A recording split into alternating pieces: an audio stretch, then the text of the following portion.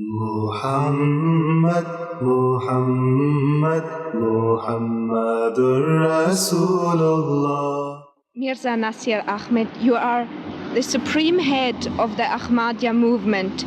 Which part does the movement play within the Islam? The movement plays this part.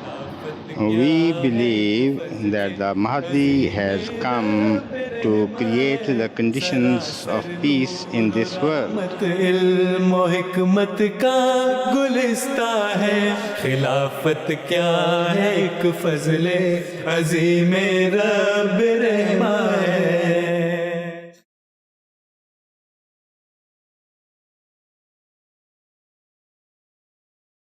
Allah est la lumière des cieux et de la terre. Sa lumière est pareille à une niche brillante dans laquelle se trouve une lampe. La lampe est à l'intérieur d'un verre. Le verre est comme une étoile étincelante. La lampe est allumée avec l'huile d'un arbre béni, un olivier, qui n'est ni de l'est ni de l'ouest, dont l'huile s'allumerait même si le feu ne la touchait pas. Lumière sur lumière. Allah dirige vers sa lumière qui il veut. Et Allah relate des paraboles aux hommes, et Allah connaît toutes les choses très bien.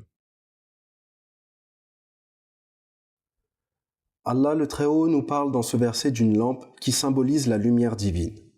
Il nous parle aussi d'un verre qui protège cette lumière et intensifie son rayonnement. Ce verre est le prophète, car il est celui qui se manifeste lorsque la foi est au plus bas. Alors Dieu suscite son choisi qui protégera la foi et la propagera dans le cœur des hommes. Allah nous parle aussi d'une niche qui symbolise le khilafat. Le khilafat qui est support à la lumière, mais il donne aussi une direction et une intensification à cette lumière. Je voudrais parler à propos de votre rôle. Qu'est-ce que cela signifie d'être un calife et quelles sont vos tâches? Le terme calife signifie successeur. Successeur du fondateur de la communauté Ahmadiyya. Le titre est Khalifatul Masih, le successeur du Messie de l'Islam. Et le calife a le même rôle que celui du fondateur de la communauté musulmane Ahmadiyya. Il est venu avec le titre de Messie. Il a déclaré que je suis venu réformer les musulmans, je suis venu leur enseigner les véritables enseignements de l'islam et de prêcher les véritables préceptes de l'islam. Le fondateur de la communauté Ahmadiyya a déclaré que j'ai été suscité pour deux raisons. Tout d'abord, pour rapprocher l'humanité de son Créateur, et deuxièmement, pour rapprocher l'être humain de son prochain, de lui faire comprendre ses responsabilités à l'égard de son prochain. Voilà les deux buts principaux du Messie. Et le calife, le successeur, a la même mission. Et voilà la tâche que je tente d'accomplir. Voilà ce que notre communauté est en train d'accomplir dans le monde entier. De faire comprendre à l'humanité son devoir envers son Créateur et de faire comprendre aux gens leur devoir envers leur prochain. Le calife est dans la foi musulmane le représentant de Dieu sur terre.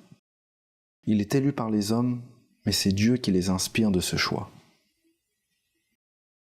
De par notre foi, cet homme revêt alors les attributs divins à un haut niveau. Tout homme ressent en sa présence une chaleur particulière. Il est pour chaque Ahmadi une source de grâce et de bénédiction. Ses conseils sont appliqués à la lettre par chaque membre dans sa capacité.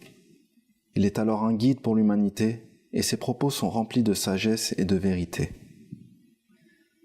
C'est pour cette raison que le calife intensifie la lumière divine en proposant des solutions aux grands maux qui affligent l'humanité à son époque, et tout cela sous la lumière des enseignements du Saint-Coran. Si nous désirons établir la paix dans le monde, nous devons réfléchir sur la conséquence de nos paroles et de nos actions. Nous devons respecter les croyances des autres. C'est ainsi que l'on pourra briser les barrières, c'est ainsi que l'on pourra briser les murs de l'inimitié qui ont été érigés en de si nombreux endroits dans le monde. Établir la paix est le besoin le plus critique aujourd'hui. Établir la paix doit être notre premier objectif, notre plus grande ambition. Personne ne peut nier que les actes haineux de certains musulmans ont contribué au nombre de conflits que nous sommes en train de voir aujourd'hui. Cependant, qu'il soit clair que les raisons de leur implication est tout simplement parce qu'ils se sont éloignés très loin des véritables enseignements de l'islam. De plus, il y a certaines puissances non islamiques qui sont en train d'attiser la flamme des conflits à travers leur acte injuste, à travers leur politique injuste. Dieu a établi son système dans sa forme la plus parfaite. De ce système découle une relation qui permet le progrès du mouvement, mais aussi un avancement spirituel pour un simple individu. Allah est sagesse et patience, et pour tout adorateur, l'observation de ses attributs à travers son mouvement est une grâce incommensurable. Chaque cellule de la Jamaat, à travers le travail fourni, reçoit des faveurs divines et fortifie sa relation avec Dieu. Ce système est basé sur l'obéissance et l'humilité en partie. Le calife est alors le chef de la communauté. Il prend toute décision importante. Il maintient l'équité au sein du mouvement et veille à son éducation comme à son progrès. Nous devrons tenter de faire naître en nous une sympathie sincère à l'égard de notre prochain et de rehausser le niveau de notre taqwa. Nous avons accepté l'imam de l'époque et à cet égard, nous devrons être très vigilants. Il ne faut pas qu'une action de notre part puisse être la cause du déshonneur de l'islam, du saint prophète Mohammed lui et du Messie premier d'Islam. Nous devrons répandre le bel enseignement de l'islam et nous devrons impressionner le monde grâce à ces préceptes de l'islam. Des livres sont souvent écrits par les califes pour répandre et donner des solutions aux problèmes rencontrés à leur époque respective. Ces livres sont aussi parfois le prolongement des idées du Messie premier alayhi salam. Les califes, par leur proximité avec Dieu, ont affiné, perfectionné certaines notions émises par le Mahdi alayhi salam. Par exemple, le 4e calife a écrit La dérive du christianisme, qui analyse les dogmes innovés par les religieux chrétiens de l'époque. Le 5e calife, quant à lui, a écrit Les 10 conditions de la baya. Ce livre est un rappel pour chaque Ahmadi sur l'importance de leur allégeance. Tous ces écrits sont des moyens de réformer et de propager la véracité du réel islam. Ce sont par ces moyens pacifiques que l'islam ahmadien est diffusé. Il y a dans leurs travaux une ambition, un désir, pour qu'un adorateur ahmadi ou non ahmadi, musulman ou même non musulman, trouve le trésor qu'est Dieu. Quels sont vos défis dans cette tâche? Le monde est en train de sombrer dans le matérialisme, dans le monde développé en particulier. Les gens sont indifférents quant à la religion, et cela que l'on soit chrétien, juif ou bouddhiste. Le pourcentage d'athéistes n'a cessé de croître.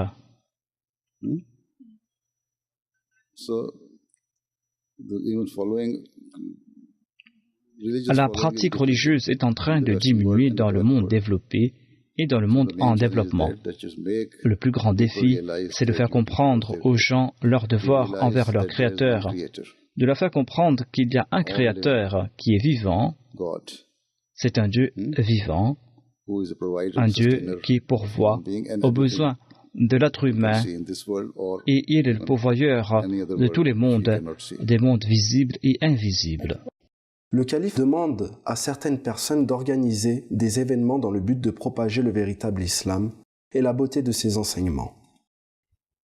La Jamaat s'active et des séances de tractage, des distributions de livres ou encore des conférences sont organisées partout dans le monde, créant parfois de grands moments médiatiques tels qu'on peut le citer, le discours de notre 5e calife au Parlement européen ou encore au Capitole. Quelle est la norme requise par l'islam pour établir la paix et la justice? Dans le chapitre 4, verset 136, le Saint-Coran déclare que même si vous devez témoigner contre votre propre personne, ou contre vos parents, ou contre vos proches, eh bien, vous devez le faire afin de promouvoir la justice. Les pays riches et puissants ne doivent pas usurper les droits des pauvres et des nations plus faibles, afin de préserver leurs droits. Et on ne doit pas traiter les nations pauvres de manière injuste. D'autre part, les pauvres ne doivent pas essayer de nuire les puissants là où ils ont l'occasion de le faire. Au contraire, des deux côtés, on doit essayer de respecter les principes de la justice et c'est un point très important afin d'établir ou de préserver la paix entre les nations. De nombreuses interviews sont faites dans le but d'expliquer les directives divines qui sont souvent montrées du doigt par les non-musulmans et appliquées à l'inverse par les autres groupes musulmans. Cette semaine-ci, nous avons vu qu'un jeune avocat musulman a demandé aux autres musulmans d'attaquer les intérêts occidentaux. Ce jeune musulman a dit que la politique externe de l'Occident est la cause de cet extrémisme. Qu'avez-vous à dire à ce jeune musulman? Nous avons au sein de notre communauté un organisme qui s'occupe des jeunes. Et si vous posez cette question aux jeunes musulmans Ahmadis, ils ne vont pas vous offrir cette réponse. Le pays où vous vivez est votre patrie. Et selon les propos du saint prophète de l'islam, aimer sa patrie fait partie de la foi.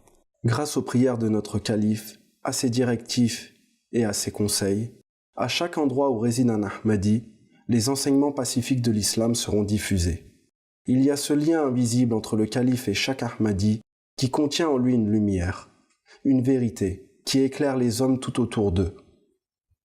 L'entretien de ce lien est un devoir, une nécessité pour chaque Ahmadi, car cet entretien symbolise le maintien de notre vie spirituelle, mais aussi le progrès à la diffusion de l'islam.